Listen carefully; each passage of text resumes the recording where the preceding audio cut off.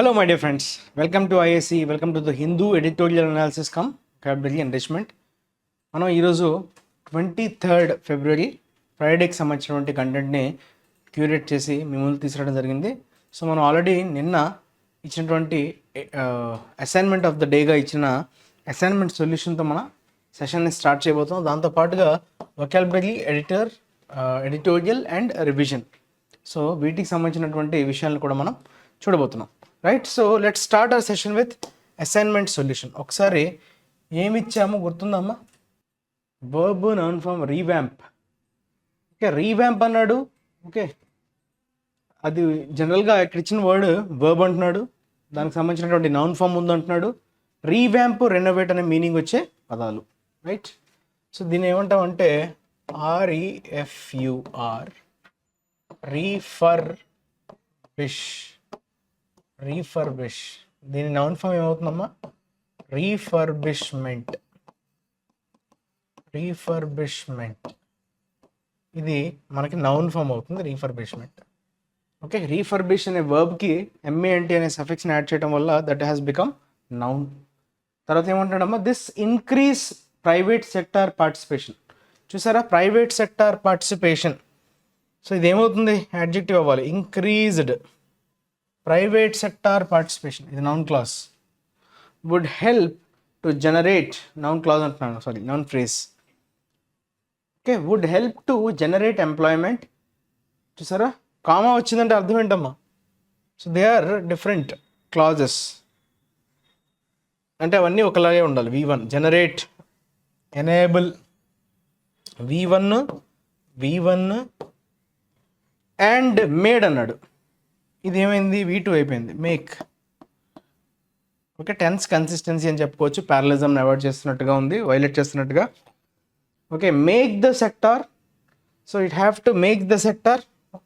How it should make?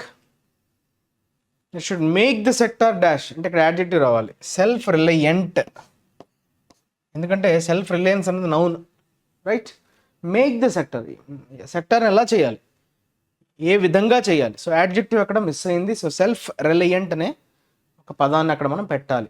Okay, so adjective అది self reliant. Reliance noun, చాలాసార్లు మనం చెప్పుకున్నాం. Rely verb, reliant adjective. Clear? ఓకేనమ్మా, next చూద్దాం. ఇది ఓకే కదా? Right, next we will try to look at the revision vocabulary. నేను నేర్చుకున్నటువంటి ఎట్టెలియల్ యొక్క పునశ్చరణ చేసుకుందాం పదాలు. ఫ్లాగ్రెంట్ అన్నాడు. రైట్, నిస్సిగ్గుగా అని చెప్పుకున్నాం కదా, ఫ్లాగ్రెంట్. రైట్, దానికి దగ్గరగా ఉన్న పదం ఏంటి? బ్లాటెంట్ అని చెప్పొచ్చు. Flagrant is adjective which is used in negative context. So blatant is correct word. Okay, నిస్సిగ్గుగా, నిర్లజ్జగా. ఓకే, ఏదైనా పని చేసి దాన్ని సమర్థించుకునే ప్రయత్నం చేయడం.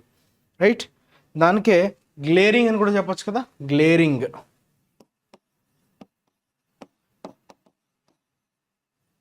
Okay, something is glaring. Flagrant, blatant. Right, negative కాంటెక్స్లో వాడే పదం. తర్వాత స్ట్రాటజమ్ అమ్మ. స్ట్రాటజమ్ అనేది నెగిటివేనా? లేదు. స్ట్రాటజమ్ అంటే ఒక స్ట్రాటజీ, ఒక రకమైన వ్యూహం. సో ఆ వ్యూహాన్ని ఉద్దేశించి మనం స్ట్రాటజమ్ అనే పదంతో చెప్తాం. సో దానికి దగ్గరగా ఉన్న పదం ఏంటి? వ్యూహం. టాక్టిక్ అనొచ్చా? Yes, tactic.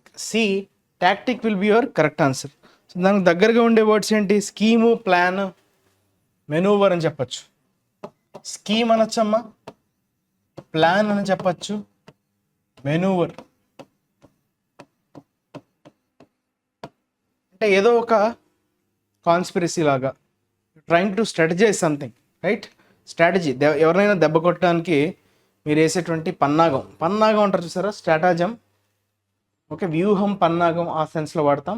Tactic, scheme, plan, manoeuvre. Right, తర్వాత మలైజ్, ఇది కూడా నెగటివ్ కాంటెక్స్ట్, ఎందుకంటే మాల్ ఉంది కదా. మలైజ్ అంటే సంథింగ్ ఇల్, నెగటివ్. సో దానికి దగ్గరగా ఉండే పదం ఏదమ్మా? చూడండి, అది నౌన్ అంటున్నాం కదా, uneasiness. Okay, uneasiness, F will be the correct word. Uneasiness అంటే అర్థం ఏంటి sir? Easiness, uneasiness. Okay, so easiness అని చూసుకుంటే కనుక పెయిన్ అని చెప్పచ్చా? అన్ఈజీ అంటే ఏంటమ్మా? పెయిన్, డిస్కంఫర్ట్, అంతేనా? డిస్కంఫర్ట్ అని చెప్పచ్చా? అన్ఈజీనెస్ అంటే ఏంటమ్మా? డిస్కంఫర్ట్గా ఉండడం, పెయిన్గా ఉండడం, right? You are not feeling comfortable. దాంతోపాటు మీరు డోల్ డ్రమ్స్ అని కూడా చెప్పచ్చు. Doldrums, sad, doldrums, DOLDRUMS. Dole అనే వర్డ్తో మీకు ఎప్పుడైనా వర్డ్స్ ఫ్రేమ్ అయితే, dole is an root word for sadness. Dole అని మీకు ఎప్పుడు కనిపించినా కూడా సాడ్ అనే రిఫ్లెక్షన్, అంటే నెగిటివ్ కాంటెక్స్లో వాడే పదం అని మీకు అర్థం కావాలి. డోల్ డ్రమ్స్. ఓకే, తర్వాత డీఫేస్. డీఫేస్ ద బ్యాలెట్స్ అని చెప్పుకున్నాం కదమ్మా. డీఫేస్ దేనైనా స్పాయిల్ చేయడం, దానికి కంప్లీట్గా దానికి ఉన్న వాల్యూని డిస్ట్రాయ్ చేయడం, డ్యామేజ్ చేయడం అనేటువంటి సెన్స్లో వాడతాం. డీఫేస్ ద బ్యాలెట్ పేపర్స్ అని చెప్పుకున్నాం కదా. మన రిసైడింగ్ ఆఫీసర్, ప్రిసైడింగ్ ఆఫీసరా కాదు, ప్రిసైడింగ్ ఆఫీసర్, రైట్? సో ఎలక్షన్కి సంబంధించినటువంటి, రైట్? హర్యానా ఎలక్షన్స్ కదమ్మా, లోకల్ బాడీ ఎలక్షన్స్. సో దానికి సంబంధించినటువంటిది గుర్తొచ్చుకున్నారా? So that is called deface. De is negative కదా, ఫేస్ డీఫేస్. సో స్పాయిల్ అని చెప్పచ్చు అమ్మా, డ్యామేజ్ అని చెప్పచ్చు, స్పాయిల్ అని చెప్పచ్చు, రైట్? దాన్నే కంప్లీట్గా డిస్ఫిగర్ చేయడం అనేటువంటి సెన్స్లో కూడా మనం వాడచ్చు. డిస్ఫిగర్,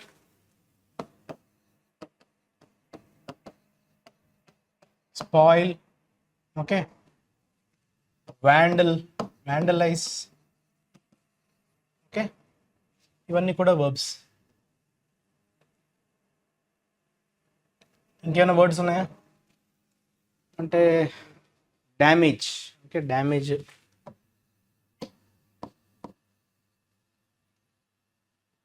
రెప్యుటేషన్ని ఒక మంచి పదం ఉంటుందమ్మా. సో మీకు ఉన్నటువంటి రెప్యుటేషన్ని పాడు చేయటం, దాన్ని మేము ఏమంటామంటే టార్నిష్ అంటాం. ఎస్, టార్నిష్, అది కూడా వాడచ్చు, TARNISH. కానీ ఎక్కువగా టార్నిష్ అనే పదం ఎప్పుడు వస్తుందంటే, టార్నిష్ ద ఇమేజ్ అని కానీ, tarnish the image of an actor, or tarnish the reputation of someone. So వారికి ఉన్న ప్రతిష్టను భంగం కలిగించే విధంగా. టార్నిష్ అంటే దాన్ని మొత్తం పాడు చేసేయడం అనే సెన్స్లో టార్నిష్. తర్వాత నాట్ అమ్మా. నాట్ అంటే ఏంటమ్మా? NAUGHT, NOUGHT. చాలామంది కన్ఫ్యూజ్ అవుతారు. NOUGHT that is UK spelling, NAUGHT is US spelling. Meaning అయితే ఒకటే. ఏంటి నాట్ అంటే? చాలాసార్లు అది ఒకసారి అడిగాడు SSC ఎగ్జామ్స్లో, సినానిమ్ ఆఫ్ నాట్. ఓకే, ఇదే క్వశ్చన్ అడిగాడు. అంటే ఆప్షనల్స్లో కూడా ఉన్న ఆన్సర్ కూడా అదే. ఏంటది? That is nothing but zero అమ్మ. నాట్ అంటే నాట్, NOT నాట్ కాదు. ఓకే, ఇప్పుడు మనం 108, 104, 105, 106 అంటాం కదా. సో అందులో నాట్ అంటే ఏంటి? NOTయా? కాదు, that is NOUGHT. NAUGHT UK US spelling, NOUGHT UK spelling, British. So not is related to US and NOUGHT is related to UK, right? So not అన్నది జిల్చ్ అమ్మ. జిల్చ్ అంటే నిల్ అని, జీరో అని, నథింగ్ అని. యాక్చువల్గా నాట్ అంటే nothing, which is zero. Okay, nil అని చెప్పచ్చు. Behest, at the behest of someone అని అంటారు కదా. At the order of something, at the instruction of something. ఎవరైనా ఇచ్చినటువంటి ఉత్తర్వుల మేరకు, వారు ఇచ్చినటువంటి ఆర్డర్స్ మేరకు, at the behest of someone. అయితే మనకి విచారణకి ఆదేశించింది కదా కోర్టు ఆదేశించింది కదా. దాని వెనకాతలు ఉన్నటువంటి వారు ఎవరు అంటే, ప్రిసైడింగ్ ఆఫీసర్ ఎవరి ఆదేశాల మేరకు అట్లా చేయాల్సి వచ్చింది అన్న దాన్ని ఇంకా ప్రాసిక్యూషన్ ద్వారా, అంటే దర్యాప్తు అంటామా, విచారణ ద్వారా బయటపడాల్సి ఉంది అని మనం లాస్ట్లో ఎడిటోరియల్ డిస్కస్ చేసుకున్నాం కదా. సో దానికి సంబంధించింది బిహెస్ట్ అంటే. సో ఇన్స్ట్రక్షన్ ఆర్ ఆర్డర్ అని చెప్పొచ్చు అమ్మ. ఆర్డర్, వారు ఇచ్చినటువంటి ఉత్తర్వుల మేరకు. ఇన్స్ట్రక్షన్ అని చెప్పొచ్చు, ఆర్డర్ అని చెప్పొచ్చు, right? All these are okay. Command అని చెప్పొచ్చు, డిక్రీ, అఫీషియల్ ఆర్డర్, కమాండ్, ఇవన్నీ కూడా దగ్గరగా ఉండే పదాలు, right? So these are the words related to your okay vocabulary. Okay, so check చేసుకోండి అన్నీ సరిపోయా లేదా. Now we will move on to editorial ఇది కొంచెం ఓకే. నెక్స్ట్ ఫ్రంటియర్ అనేటువంటి ఒక టైటిల్తో మనకు కనిపిస్తుందమ్మా. బేసిక్గా ఫ్రంటియర్ అంటే అర్థం ఏంటమ్మా? What you mean by frontier? Frontier అంటే బౌండరీస్ని ఉద్దేశించి మనం సరిహద్దుల్ని ఫ్రంటియర్స్ అని అంటాం, రైట్? ఒక కంట్రీతో ఇంకొక కంట్రీ వారిద్దరి మధ్య ఉండేటువంటి ఆ బౌండరీ లైన్ ఏదైతే ఉంటుందో దాన్ని మనం ఫ్రంటియర్ అని అంటాం, రైట్? సో నెక్స్ట్ ఫ్రంటియర్ అనేటువంటి ఒక టైటిల్ చెప్తున్నాడు. అంటే నెక్స్ట్ అడ్డంకని కానీ, నెక్స్ట్ సరిహద్దు అని కానీ, నెక్స్ట్ ఛాలెంజ్ అన్నట్టుగా, నెక్స్ట్ బార్డర్ అన్నట్టుగా చెప్తున్నాడు. అసలు ఏ కాంటెక్స్ట్లో ఆ పదం వాడాల్సి వచ్చిందో చూద్దాం. Government must keep the regulatory environment of the space sector clear. Space sector, okay, మనకి స్పేస్ రంగం, ఓకే, స్పేస్ రంగానికి సంబంధించినటువంటి రెగ్యులేటరీ ఎన్విరాన్మెంట్. రెగ్యులేషన్ అంటే ఏంటమ్మా? నియంత్రించడం, ఓకే. నియంత్రించేటువంటి ఆ పరిసరాలన్నీ, ఎన్విరాన్మెంట్ అంటే ఎలా ఉండాలంట? ఖచ్చితంగా దాన్ని చాలా స్పష్టంగా ఉంచాలి, క్లియర్గా. అంటే ఎక్కడో అస్పష్టంగా ఉన్నట్టుగా మనకు అనిపిస్తుంది. ఆ అస్పష్టతల్ని తొలగించి క్లారిటీ తీసుకురావాలన్నట్టుగా చెప్తున్నాడు. అది కూడా ఏ సెక్టర్ అమ్మా? ఎస్పెషల్గా స్పేస్ సెక్టర్ని ఉద్దేశించి చెప్తున్నాడు. రెగ్యులేటరీ ఎన్వైరన్మెంట్ అంటే దాన్ని నియంత్రించేటువంటి, రైట్, నియంత్రణ, స్పేస్ సెక్టార్ని నియంత్రించేటువంటి వాతావరణం ఏదైతే ఉంటుందో దాన్ని కంప్లీట్గా స్పష్టంగా ఉంచాలి అన్నట్టుగా గవర్నమెంట్ మస్ట్ కీప్ అంటున్నాడు. అంటే ఇది ఒక రకమైనటువంటి సజెషన్గా చెప్పుకోవచ్చు. It is opinion of the author, right? So space sector అంటున్నాడు కాబట్టి సైన్స్ అండ్ టెక్నాలజీకి సంబంధించింది అయి ఉండొచ్చు. లేటెస్ట్ డెవలప్మెంట్ ఏంటి? ఎఫ్డిఐని అలౌ చేసింది అనేటువంటి కాంటెక్స్ట్. విదేశీ ప్రత్యక్ష పెట్టుబడులు అంటారు, రైట్? అంటే ఫారినర్స్ వచ్చి మన దగ్గర, అంటే డిఫరెంట్ సెక్టర్స్ ఉంటాయి కదా మనకి, ఎడ్యుకేషన్ సెక్టర్ కావచ్చు, హెల్త్ సెక్టర్ కావచ్చు, డిఫెన్స్ సెక్టర్ కావచ్చు, right? So depending on the sector governments కొన్ని పాలసీస్ ఉంటాయి. ఒక్కొక్క గవర్నమెంట్ ఒక్కొక్క రంగానికి ఒక్కొక్క పాలసీ ఇస్తుంది. ఆ పాలసీని బేస్ చేసుకొని ఈ విదేశీ ఫారినర్స్ వచ్చి ఇన్వెస్ట్ చేస్తారనమాట. దాన్నే మనం ఎఫ్డిఐస్ అంటాం, విదేశీ ప్రత్యక్ష పెట్టుబడులు, డైరెక్ట్ ఇన్వెస్ట్మెంట్స్, ఓకే. ఎఫ్పిఐస్ అని ఉంటాయి, పోర్ట్ఫోలియో ఇన్వెస్ట్మెంట్. అందులో ఏంటంటే యాక్టివ్ పార్టిసిపేషన్ ఉండదు, జస్ట్ మనీ పెట్టడం ప్రాఫిట్ కోసం, రైట్? హీ వోంట్ అంటే యాక్టివ్గా ఒక సెటప్ చేయడం అన్నది ఏది ఉండదు మనకి ఎఫ్పిఐలో. ఎఫ్డిఐలో ఏంటంటే సెటప్ చేయడం, రైట్? సెక్టార్లో దానికి సంబంధించినటువంటి కంపెనీని ఎస్టాబ్లిష్ చేయడం, ల్యాండ్, క్యాపిటల్ ఇవన్నీ పెట్టి ప్రత్యక్షంగా పెట్టుబడులు పెట్టడాన్ని మనం ఎఫ్డిఐస్ అంటాం. దానివల్ల ఎకానమీ బూస్ట్ అవుతుంది, రైట్? ఒకసారి చూద్దాం. Let's get into the article once. ఏమంటాడమ్మా?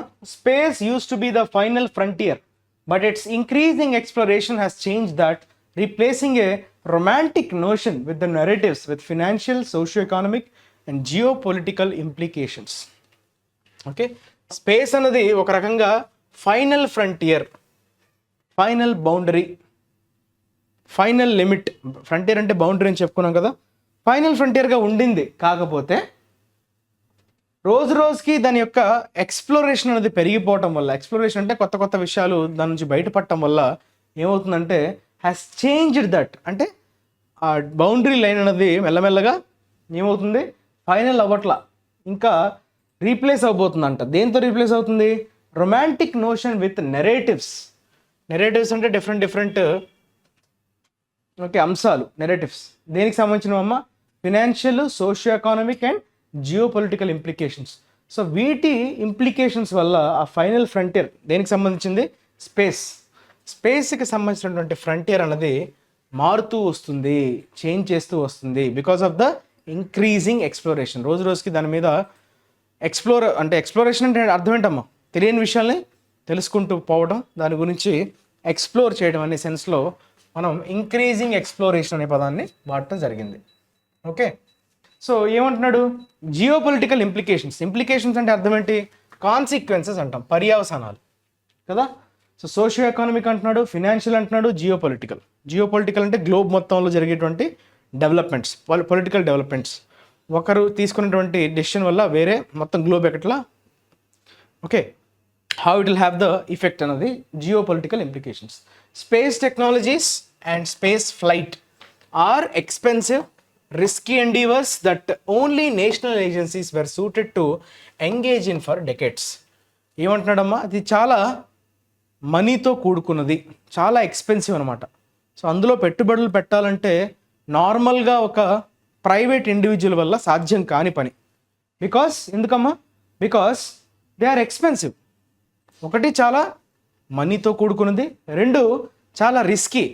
పెట్టింది ఖచ్చితంగా వస్తుందా, ఖచ్చితంగా మల్టిప్లై అవుతుందా అన్నది చాలా క్వశ్చన్ మార్క్. సో అది పెద్ద రిస్క్తో కూడుకున్న ఎఫర్ట్స్. ఎండీవర్ అంటే ఏంటమ్మా? ఎండీవర్ అంటే risky effort. Okay, endeavour is effort that only national agencies were suited. So ఖచ్చితంగా గవర్నమెంటే ఇందులో పార్టిసిపేట్ చేయగలదు. నేషనల్ ఏజెన్సీస్ మాత్రమే ఈ రెండు. దేని వల్ల అమ్మా? రిస్క్ ఎక్కువ ఉన్నది, అలానే చాలా ఎక్స్పెన్సివ్, మనీతో కూడుకుంది కాబట్టి నేషనల్ ఏజెన్సీసే ఇందులో ఇన్వాల్వ్ అయ్యేవి. ఎప్పటి నుంచి? కొన్ని దశాబ్దాల నుంచి. This is no longer true. కానీ ఇప్పటికి వచ్చేసరికి ఏమైంది? As private sector players are increasingly expected to complement. చూసారా పదం? వర్బ్గా వాడాడు. మనకి జనరల్గా కాంప్లిమెంట్ తెలుసు, COMPLIME అంటే కాంప్లిమెంట్ అంటే ప్రైజ్ చేయడం కదా. సో ఇక్కడ ఏమంటున్నాడు? ఇంక్రీజింగ్లీ ఎక్స్పెక్టెడ్ టు కాంప్లిమెంట్ అన్నాడు. ఈ స్పెల్లింగ్ని జాగ్రత్తగా అబ్జర్వ్ చేయండి. COMPLEME అంటే కాంప్లిమెంట్ చేయడం అంటే యాడ్ చేయడం. దేన్నైనా మీరు యాడ్ చేస్తున్నారు, రైట్, కంప్లీట్ చేసే ప్రయత్నం చేస్తున్నారు అని చెప్పేటప్పుడు మనం కాంప్లిమెంట్ అనే పదాన్ని వాడతాం. సో కాంప్లిమెంట్ని you can also use it as a noun. ఇక్కడైతే వర్బ్గా వాడటం జరిగింది. కాంప్లిమెంట్ని మనం నౌన్గా వాడచ్చు, వర్బ్గా కూడా వాడచ్చు. సో కాంప్లిమెంట్ అంటే అర్థం ఏంటమ్మా? పరిపూర్ణత తీసుకొచ్చే ప్రయత్నం చేయడం. తర్వాత అగ్మెంట్ అన్నాడమ్మా. ఇది కూడా వర్బే కదా.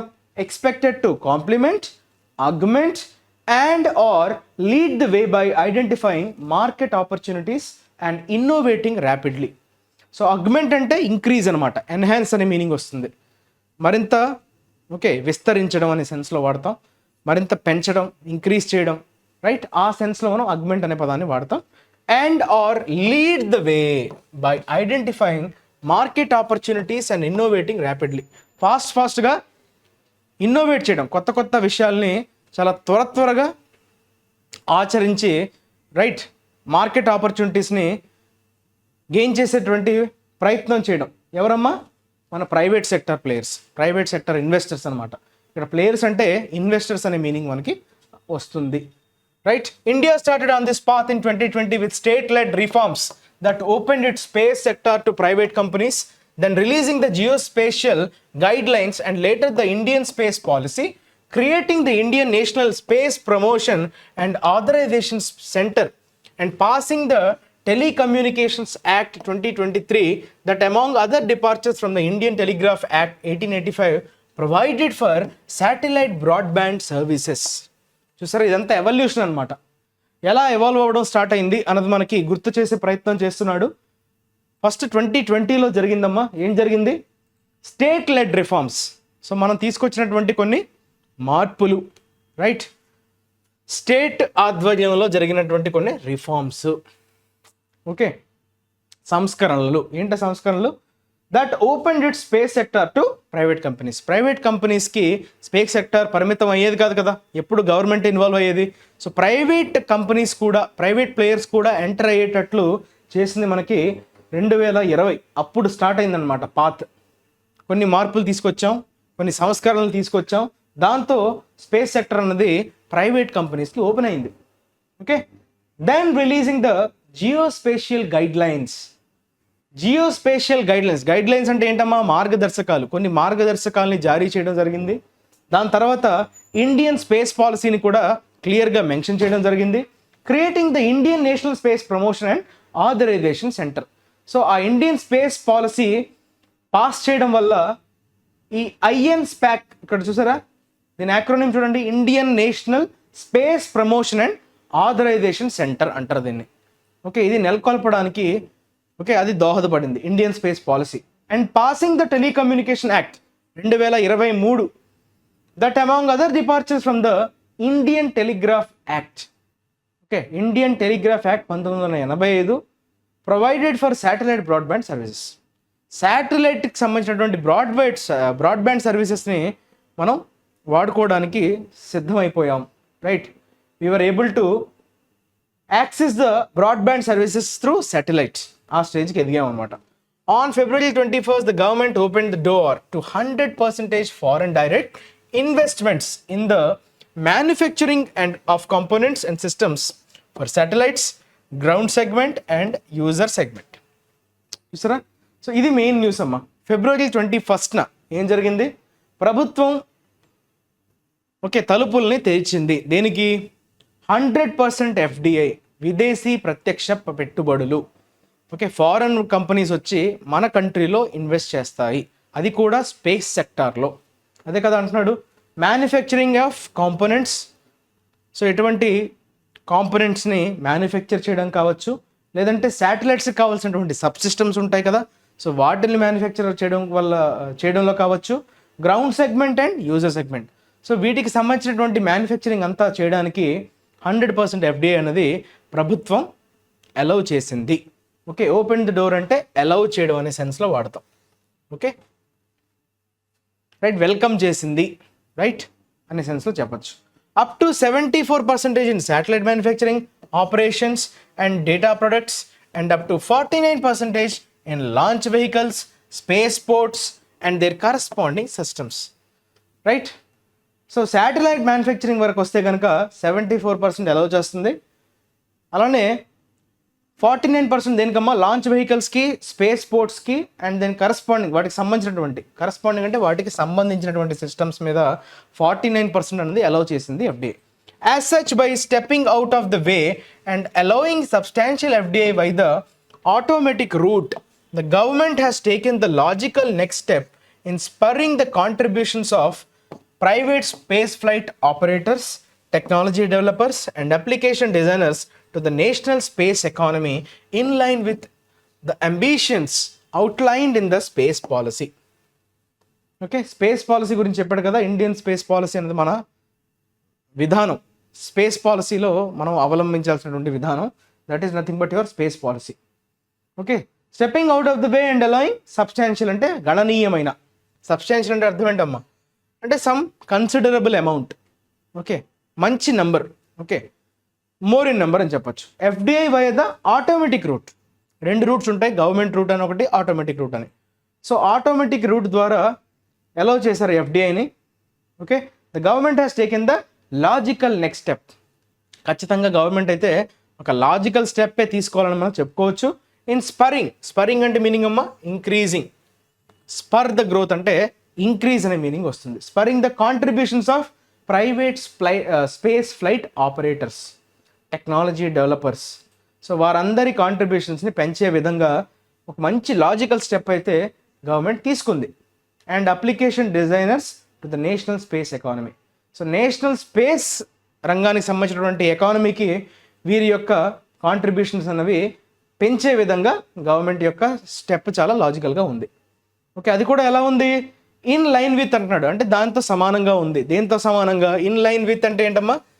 It is in consonance with something. In line with అని ఎప్పుడైనా మీరు వాడారంటే దానికి తగ్గట్టుగా అనే మీనింగ్లో వాడతాం. సో దేనికి తగ్గట్టుగా ఉన్నాయి గవర్నమెంట్ తీసుకున్నటువంటి డెసిషన్? Ambitions outline. అంబిషన్స్ అంటే మన గోల్స్. అవుట్లైన్ అంటే ఏంటమ్మా? అవుట్లైన్ అంటే పేర్కొనబడ్డ. Outlined in the space policy. Space పాలసీలో పేర్కొనబడ్డటువంటి అంబిషన్స్కి తగ్గట్లుగానే ఉన్నాయి అన్నట్టుగా చెప్తున్నాడు.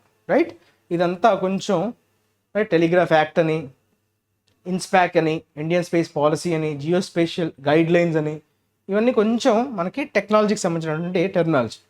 Right, so the decision gives India. So ఈ డెసిషన్ ఏదైతే గవర్నమెంట్ తీసుకుందో ఇండియాకి ఏమిస్తుందన్నమాట? The ability to take advantage of its less vitiated foreign ties to catch up with China's more advanced position as a space power.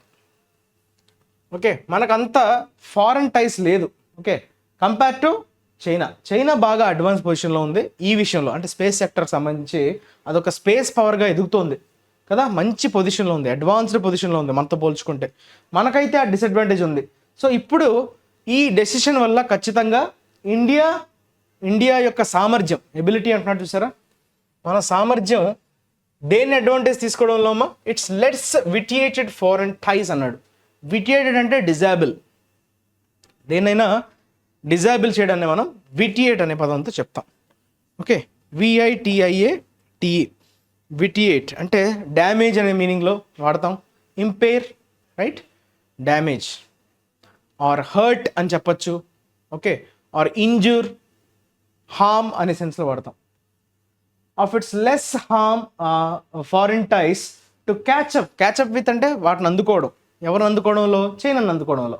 China already మంచి పొజిషన్లో ఉంది, space పవర్గా కూడా అది ఎదుగుతుంది. While the Chinese programme benefits from not inconsiderable. ఇది ఎందుకు ఇలా వాడాడు? Not inconsiderable. చూడండి, నాట్ అంటున్నాడు, ఇన్కన్సిడరబుల్ అంటున్నాడు. దీని అర్థం ఏంటి? కన్సిడరబుల్ అవుతుంది. నాట్ ఇన్ క్యాన్సిల్ అయిపోతాయి కదా, రెండు నెగిటివ్, డబుల్ నెగేషన్ అంటాం దీన్ని.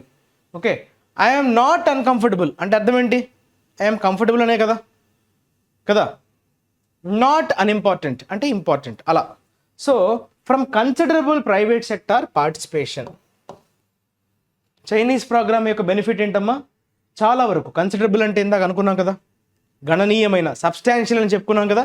సో కన్సిడరబుల్ అన్నా సబ్స్టాన్షియల్ అన్నా బోత్ ఆర్ సినానిమ్స్. సబ్స్టాన్షియల్ అంటే మోర్ ఇన్ నంబర్, గణనీయమైన అని చెప్తాం తెలుగులో. సో ప్రైవేట్ సెక్టర్ పార్టిసిపేషన్ అనేది బాగానే ఉంది. అది చైనీస్ ప్రోగ్రామ్ యొక్క benefit. Its ability to attract foreign investments is hamstrung by its belligerent foreign policies and the Xi Jinping administration's plan to modernize the military by, among other things, adapting civilian technologies for military use, though other countries including the US have similar policies.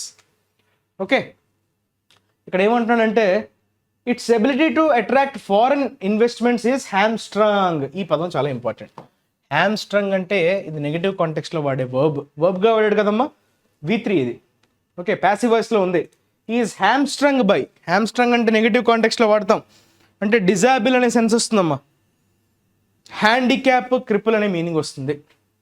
Okay, cripple చేయడం అంటే పనిచేసే ఆర్గన్స్ని పనిచేయనివ్వకుండా చేయడం. Handicap చేయడం అంటాం కదా, దాన్నే మనం హ్యామ్స్ట్రంగ్ అనే పదంతో చెప్పచ్చు. హ్యామ్స్ట్రంగ్. ఓకే, సో ఫారెన్ ఇన్వెస్ట్మెంట్ని అట్రాక్ట్ చేసే దాని ఎబిలిటీ ఏదైతే ఉందో అది క్రిపుల్ అవ్వబడుతుంది. ఎందుకు క్రిపుల్ అవ్వబడుతుంది? Because of its belligerent foreign policies. అంటే హాస్టైల్. బెల్లిజరెంట్ అంటే అగ్రెసివ్, నాట్ ఫ్రెండ్లీ. హాస్టైల్ అని చెప్పచ్చమ్మా, HOSTILE. చాలాసార్లు మనం డిస్కస్ చేసుకున్నాం కదా హాస్టిలిటీ అని. హాస్టైల్ అంటే అన్ఫ్రెండ్లీ, అంత మనకి ఓకే అనుకూలంగా లేకపోవడం, ఫ్రెండ్లీగా లేకపోవడం. అటువంటి పాలసీస్ వల్ల ఓకే అది హ్యాండిక్యాప్ అయిపోయింది. ఏది హ్యాండిక్యాప్ అయిపోయింది? ఫారెన్ ఇన్వెస్ట్మెంట్స్ని అట్రాక్ట్ చేసే ఎబిలిటీ ఏదైతే ఉందో అది హ్యాండిక్యాప్ అయిపోయింది because of the hostile foreign policies. అలానే Xi Jinping's administrations plan. Xi Jinping నేత, ఓకే, అక్కడ హెడ్ Xi Jinping. అతని ప్లాన్ ఏంటమ్మా? మోడర్నైజ్ చేయాలి, మిలిటరీని మోడర్నైజ్ చేయాలనేటువంటి ఒక ప్లాన్ ఉంది. అమాంగ్ అదర్ థింగ్స్, మిగతా వాటితో పోల్చుకుంటే అడాప్టింగ్ సివిలియన్ టెక్నాలజీస్ అంటే జనరల్గా అక్కడ ఉండేటువంటి అందరు ప్రజలు వాడేటువంటి టెక్నాలజీ దాన్ని అడాప్ట్ చేసుకోవాలి, మిలిటరీ యూస్ కోసం సివిలియన్ టెక్నాలజీని వాడుకోవాలనేటువంటి ప్లాన్ అయితే ఆయనకు ఉంది. ఆయన అడ్మినిస్ట్రేషన్కి, ఆయన యంత్రాంగం, పాలనా యంత్రాంగం. అడ్మినిస్ట్రేషన్ అంటే పాలనా యంత్రాంగం, right. Though other countries including the US have similar policies. So మిగతా కంట్రీస్ కూడా అటువంటి పాలసీస్నే ఫాలో అవుతున్నాయి, ఇంక్లూడింగ్ US కూడా అదే పందాలో నడుస్తుందంట. అంటే సివిలియన్ టెక్నాలజీస్ని మిలిటరీ యూస్ కోసం వాడుకోవడం అనేటువంటి కాన్సెప్ట్ ఏదైతే ఉందో అది చాలా కంట్రీస్ అడాప్ట్ చేసుకున్నాయి. ఎస్పెషల్గా మన US కూడా దాన్ని ఫాలో అవుతుందంట. According to the INSPACe chairman Pawan K. Goenka, a significant slice of the $37.1 billion that the space sector raised worldwide in 21-23 went to space startups. 2021 నుంచి 2023 వరకు చూసుకుంటే కనుక చాలా సిగ్నిఫికెంట్ స్లైస్ అన్నాడు. స్లైస్ అంటే మీనింగ్ ఏంటమ్మా? ప్రపోర్షన్. స్లైట్ అంటే portion అని చెప్పచ్చు. సిగ్నిఫికెంట్ అన్నది ఎలా పెట్టాడు మనకి? సైడ్ హెడ్డింగ్ ఇన్వర్టెడ్ కామర్స్లో పెట్టాడు. అంటే చాలా good number, significant number. $37.1 billion space sector raise చేయగలిగింది, అంత ఫండ్స్ని కలెక్ట్ చేయగలిగింది 2021 నుంచి 23 వరకు. మొత్తం వరల్డ్ వైడ్ చెప్తున్నాడు అమ్మా స్టాటిస్టిక్స్. స్పేస్ స్టార్టప్స్కే వెళ్ళిపోయిందంట ఇదంతా, ఈ money. Against this extended backdrop, new investments can add to India's space economy by improving startups' access to talent and capital. So ఈ నేపథ్యంలో మనం ఇంకొంచెం ఎక్స్టెండ్ చేస్తే కొత్త ఇన్వెస్ట్మెంట్స్ మళ్ళీ ఇండియాలోకి వచ్చే అవకాశం అయితే ఉంది. Can add to India's space economy. మన స్పేస్ ఎకానమీలోకి ఇన్వెస్ట్మెంట్స్ వచ్చే అవకాశం ఉంది. సో మనం ఆ స్టార్టప్కి సంబంధించినటువంటి యాక్సెస్ని ఇంప్రూవ్ చేయగలగాలి. ఆ యాక్సెస్ ఎవరికి ఇవ్వగలి? యాక్సెస్ ఎవరికి ఇవ్వాలమ్మా? టాలెంట్. ఎక్కడైతే టాలెంట్ ఉంది, అలానే క్యాపిటల్ కావాల్సినటువంటి what we say investment. Capital అంటే అక్కడ ఇన్వెస్ట్మెంట్ అని అర్థం. Effecting, so totally it becomes effecting a better balance. Effecting means creating అనే మీనింగ్ వస్తుంది. ఇఫెక్టింగ్ అంటే creating a better balance between upstream and down stream opportunities. Upstream అంటే మనం పైకి పంపించడం, డౌన్ స్ట్రీమ్ అంటే మళ్ళీ కిందకి తీసుకురావడం. సో డౌన్ స్ట్రీమ్ ఆపర్చునిటీస్ అంటున్నాడు. సో ఆ రెండింటికి మధ్య బ్యాలెన్స్ క్రియేట్ చేయడంలో చేయవచ్చు. So versus the current skew in favour of the former. Former అంటే అక్కడ మీనింగ్ ఏంటమ్మా? Current skew is in favour of the former అంటే అప్ స్ట్రీమ్కి ఫేవర్గా ఉందని అర్థం. ఇది ఫార్మర్, ఇది లేటర్ అవుతుంది, LATTER. సో అక్కడ ఫేవర్ ఆఫ్ ద ఫార్మర్ అంటే ఇక్కడ రెండు ఎప్పుడైనా నౌన్స్ వచ్చాయనుకోండి, ఫస్ట్ నౌన్ ఉద్దేశించి మనం ఫార్మర్ అంటాం, సెకండ్ నౌన్ ఉద్దేశించి లేటర్ అంటాం. సో కరెంట్ స్క్యూ, సో ప్రస్తుతం ఉన్నది దేనికి ఫేవర్గా ఉందమ్మా? అప్ స్ట్రీమ్కి ఎక్కువగా ఫేవర్గా ఉందన్నమాట. Boosting local manufacturing and improving investor confidence.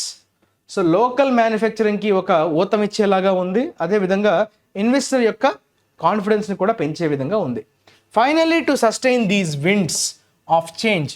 So winds of change అంటే ఈ మార్పులు ఏవైతే ఉన్నాయో, ఈ మార్పులకు సంబంధించినటువంటి గాలులు ఏవైతే వీస్తున్నాయో దాన్ని తట్టుకోవాలంటే గవర్నమెంట్ ఖచ్చితంగా రెగ్యులేటరీ ఎన్విరాన్మెంట్ని చాలా స్పష్టంగా ఉంచాలి, క్లియర్గా ఉంచాలి. రెడ్యూస్ రెడ్ టేప్ అన్నాడు. రెడ్ టేపిజం అంటే ఏంటమ్మా? ఎక్సెసివ్ బ్యూరోక్రసీ అంటాం. రెడ్ టేపిజం అంటే డిలే, అఫీషియల్ డిలే, ఫైల్స్ ఒకటి దాని తర్వాత ఒకటి చాలా టైం కాలయాపన చేయడం, లేట్ చేయడం, అప్రూవల్స్ చేయడంలో. అంటే బ్యూరోక్రాటిక్ ప్రాసెస్ వల్ల ఏదైనా అఫీషియల్గా డిలే అవ్వడాన్ని మనం రెడ్ టేపిజం అంటాం. అంటే పట్టాల్సిన టైం కంటే చాలా ఎక్సెసివ్ టైం అనేది వేస్ట్ అయిపోవడం in the name of approvals. ఇంకా అప్రూవల్స్ రాలేదు, ఆ పలానా డిపార్ట్మెంట్ ఇంకా అప్రూవ్ చేయలేదు, వీళ్ళు అప్రూవ్ చేయలేదు అన్నట్టుగా డిలే చేసే ప్రాసెస్ని మనం రెడ్ టేపిజం అంటాం. సో అదే వాడు చెప్తున్నాడు, ఆ రెడ్ టేపిజంని రెడ్యూస్ చేయాలి. అంటే అది నెగిటివ్ అయితేనే కదా రెడ్యూస్ చేయాలి, right? So increase public support, public మద్దతును కూడా మనం పెంచే ప్రయత్నం చేయాలి. And is Indian companies ability to access foreign markets. సులభతరం చేయడం. ఈజ్ అంటే మీనింగ్ ఏంటమ్మా? సులభతరం చేయడం. దేన్ని? ఇండియన్ కంపెనీ యొక్క సామర్థ్యం ఎందులో? ఈ ఫారిన్ మార్కెట్స్ని యాక్సెస్ చేయడంలో మన ఎబిలిటీని మనం సులభతరం చేసుకోగలగాలి. సో ఇదంతా మనకి లాస్ట్ లైన్లో మనకి ఎట్టర్ తన ఒపీనియన్ని క్లియర్గా చెప్తున్నాడు, ఇలా చేస్తే బాగుంటుందని, రైట్? రెగ్యులేటరీ ఎన్విరాన్మెంట్ని క్లియర్గా ఉంచాలి, అదే మనకి టైటిల్లో కనిపించింది ఇందాక, right? So this is all about today's editorial. So next move on to the vocabulary అమ్మా. ఎగ్జైల్ అని చెప్తున్నాడు. ఎగ్జైల్ అంటే ఏంటమ్మా? Exhale is a noun. What does it mean? Exhale అంటే వనవాసమా? ఏమంటాం? అజ్ఞాతం, అజ్ఞాతంలోకి వెళ్ళిపోవడం. ఎక్స్పల్షన్ అనొచ్చు, డీపోర్టేషన్. ఇంతకుముందు కూడా ఈ పదం చాలాసార్లు వచ్చింది. The king went in to exhale because of the political situation in his country. అక్కడ నెలకొన్నటువంటి రాజకీయ పరిస్థితుల వల్ల అతను తను ఉన్న చోటు నుంచి పారిపోవాల్సి వచ్చింది, వేరే చోటుకు వెళ్ళిపోవాల్సి వచ్చింది, రైట్? అజ్ఞాతంలోకి వెళ్ళిపోవాల్సి వచ్చింది. అబ్జాల్వ్, ఇది వర్బ్గా వాడతాం అమ్మా. అబ్జాల్వ్ చేయడం అంటే ఎవరినైనా తప్పు చేయలేదని నిరూపించడం, ఎవరినైనా ఫ్రీ ఫ్రమ్ బ్లేమ్ అంటాం. Absolve is nothing but free from blame. అంటే ఎవరినైనా తప్పు చేయలేదు అని ప్రూవ్ చేయడం, వారిని విముక్తుల్ని చేయడం, బ్లేమ్ నుంచి విముక్తులు చేయడాన్ని మనం అబ్జాల్వ్ అంటాం. The report absolved her from all the blame for the accident. So ఆమె చేయలేదు యాక్సిడెంట్ అని ప్రూవ్ చేయడం, that is absolved. So make someone free from that blame. Exonerate అని చెప్పచ్చు, ఎక్స్కల్పేట్ అని చెప్పచ్చు, ఎక్విట్ అని చెప్పచ్చు. ఇవన్నీ కూడా వర్బ్స్ అనమాట. Absolve, okay? So to free someone from guilt. Okay, guilt అన్న బ్లేమ్ అన్న సేమ్. ఫ్రే అన్నాడమ్మా. ఫ్రే అంటే కాంపిటీషన్. ఫ్రే అంటే ఏంటమ్మా? పోల్ ఫ్రే అంటారు. అంటే పోల్ ఫ్రే అంటే పోల్ కాంపిటీషన్. సో ఇప్పుడు పోటీ అంటాం కదా, పోటీ. ఆ పోటీనే అంటే బ్యాటిల్ అనొచ్చు, స్ట్రగుల్ అనొచ్చు, ఫైట్ అనొచ్చు, a third buyer has entered the competition అని చెప్పొచ్చు. That is fray. ఓకే, నౌన్గా వాడాడు. క్లియర్? నెక్స్ట్ వో అన్నది వర్బ్గా వాడాడు. ఓ అంటే ఏంటమ్మా? కమిట్మెంట్, ప్రతిజ్ఞ చేయడం అని చెప్తాం కదా. ప్రతిజ్ఞ చేయడం, ఎక్స్చేంజ్ ద వోస్ అంటారు. అంటే ఒకరికొకరు ఇచ్చిపుచ్చుకోవడం. ఏంటి? వాగ్దానాలు, ప్రతిజ్ఞలు. అంటే ఎస్పెషల్లీ పెళ్లి చేసుకున్న వాళ్ళు చేసుకుంటారు కదా, సాత్ ఫేరే అంటారు కదా, 7 సార్లు తిరగాలి. సో ఎక్స్చేంజ్ ద వోస్ అని అంటారు. That is nothing but commitment, pledge, promise. So వాగ్దానం, ప్రతిజ్ఞ అనే సెన్స్లో వాడతాం. The guerrillas vowed that they would overthrow the గవర్నమెంట్ని మేము కూలగొట్టేస్తాము అని ప్రతిజ్ఞ బూనాయి guerrillas to make it determine decision or promise to do something. Okay, తర్వాత బార్, ఇది వర్బ్గా వాడచ్చమ్మా. The rule bars the use. Bars అంటే స్టాప్స్ అనే మీనింగ్ వస్తుంది, ప్రివెంట్స్ అనే మీనింగ్ వస్తుంది, ప్రొహిబిట్ అనే మీనింగ్ వస్తుంది. ప్రొహిబిట్ అన్నా, ఫర్బిడ్ అన్నా, రిస్ట్రైన్ అన్నా, ఆపేయడం, రెస్ట్రిక్ట్ చేయడం అనే సెన్స్లో వాడతాం. The rule bars the use of evidence. So it prohibits అనే మీనింగ్ వస్తుంది, ఆపే ప్రయత్నం చేయడం. టు ప్రివెంట్ అనే మీనింగ్ చూసారా? To prevent something or someone from doing something or going somewhere else. Not allow to do something. So వాళ్ళని allow చేయకుండా ఆపేదాన్ని మనం బార్ అంటాం. ఓకే, బార్ని వర్బ్గా వాడాడు, అబ్జర్వ్ చేసాను. Dissent, this is a noun. Dissent అంటే ఏంటమ్మా? ఎసెంట్ అంటే అప్రూవల్, డిసెంట్ అంటే అసంతృప్తి అని చెప్పచ్చా? డిసెంట్ అంటే you are not agreeing to that, అంటే అబ్జెక్షన్ అని చెప్పచ్చా? డిసగ్రిమెంట్ అనొచ్చు, అపోజిషన్ అనొచ్చు, అబ్జెక్షన్ అని చెప్పచ్చు. So you are not allowing it, you are not willing. Assent అంటే దీని ఆపోజిట్ అవుతుందమ్మా. అసెంట్ అంటే మీరు దానికి అప్రూవ్ చేసినట్టు, అగ్రీ అయినట్టు. Assent is your president's assent అంటారు కదా. సో ప్రెసిడెంట్స్ నాడ్ అంటారు. నాడ్ అంటే అగ్రీ అవుతున్నట్టు, నాడ్. ఓకే, ఊ కొడుతున్నట్టు, రైట్? సో అగ్రిమెంట్, ఇది opposition, objection, disagreement. Strong difference of opinion, దీన్నే మనం డిసెంట్ అంటాం. నెక్స్ట్ చిల్లింగ్, ఇది యాడ్జెక్టివ్ అమ్మా. చిల్లింగ్ అంటే మనం ఏంటి, చల్లగా ఉందేమో అనుకుంటాం కదా, కాదు, భయపెట్టే విధంగా ఉండడం. The monument stands as a chilling reminder, అంటే భయపెట్టే విధంగా. థ్రెటనింగ్ అనే మీనింగ్ వస్తుంది, స్కేరింగ్ అనే మీనింగ్ వస్తుంది, టెరిఫై అనే మీనింగ్ వస్తుంది, పెట్రిఫై, ఫ్రైటనింగ్. చూసారా? భయపెట్టే విధంగా, స్కేర్ చేసే విధంగా. ఓకే, ఫ్రైటనింగ్ అన్నా, స్కేరింగ్ అన్నా same. Man's inhumanity to man. Okay, that is chilling reminder. Next stage, వర్బ్గా వాడమ్మా. స్టేజ్ని వర్బ్గా వాడితే ఏమవుతుంది? London staged the Olympic games in 2012. Staged అంటే ఆర్గనైజ్ అనే మీనింగ్ వస్తుంది. అలానే స్టేజ్డ్ ప్రొటెస్ట్ అంటారు. స్టేజ్డ్ ద ప్రొటెస్ట్ అంటే అర్థం ఏంటమ్మా? అరేంజ్ అని, డిస్ప్లే అనే మీనింగ్ కూడా రావచ్చు. Perform, display, arrange. So London stage అంటే ఇక్కడ వేదికన అంటే ఏమంటాం? ఒలింపిక్ గేమ్స్ని కండక్ట్ చేసింది, ఆర్గనైజ్ చేసింది అనే మీనింగ్ వస్తుంది. స్టేజ్ చేసిందంటే హోస్ట్ చేసింది అనే మీనింగ్లో వాడతాం. ఓకే, ఆర్గనైజ్ చేసింది, right? That is about today's vocabulary. Assignment of the డేగా చూడండి అమ్మా, దాన్ని మీరు ఖచ్చితంగా ఆన్సర్ చేసే ప్రయత్నం అయితే చేయండి, right? Assignment of the day ఇదే కదా? యా, చూడండి అమ్మా ఇది. Okay, is it visible?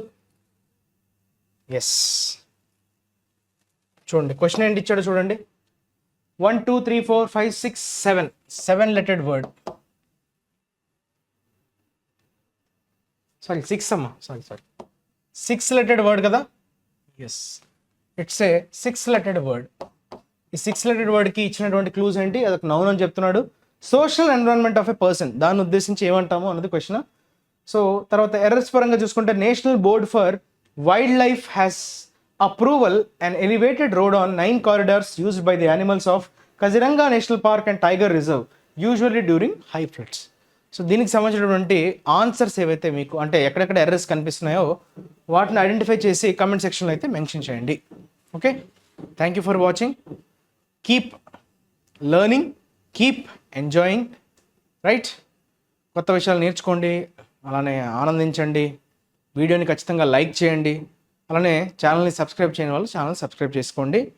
Okay, will meet next Saturday కదా రేపు. రేపు మళ్ళీ దీని సొల్యూషన్తో పాటు కొత్త ఎడిటోరియల్తో మీ ముందుకు వచ్చేస్తాను. అంతవరకు take care, have a nice day. Your Kiran sir signing off.